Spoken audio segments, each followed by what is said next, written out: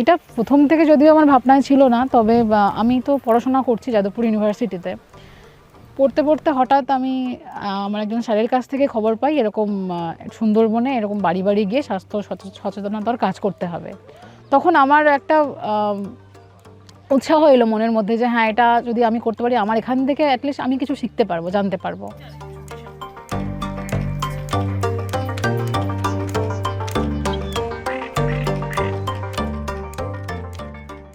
প্রথম প্রথম ভাবছিলাম যে দিদি পারবে না, কিন্তু দিদি দেখলাম দিদি হচ্ছে আমাদের বুঝিয়ে পাচ্ছে, আমাদের বুঝিয়ে বলছে আমাদের।